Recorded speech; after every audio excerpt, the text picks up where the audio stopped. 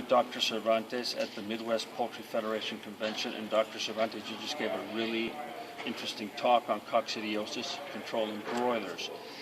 One thing that interested me a lot was you mentioned coccidiosis versus coccidiasis. Can you address that a little bit, and then just your take-home message from the talk this morning? Sure, Chris. Thank you. Well, basically, coccidiosis, when we talk about coccidiosis, we're talking about the clinical disease, where you have symptoms of the disease, whether it's bloody droppings, increasing mortality, enteritis, flushing, diarrhea, etc. Things we can go in a house and notice. That's coccidiosis. Coccidiasis, we used to talk about that more a few years ago. Really what it means is the subclinical form of the disease, where you can go in the house and everything appears to be normal. You don't find any evidence of sick birds. You don't find any evidence of bloody droppings, increases in mortality. Everything seems to be okay. Yet, if you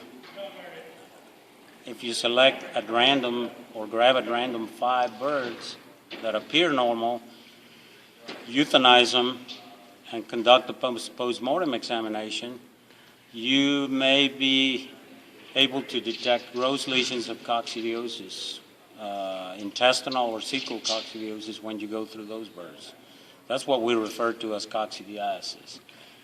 And it is the most common form of presentation of the disease and the most difficult to diagnose because you don't know they're sick. As far as the take-home message, is very simple. Basically, we have a limited number of tools to control coccidiosis, or to prevent it.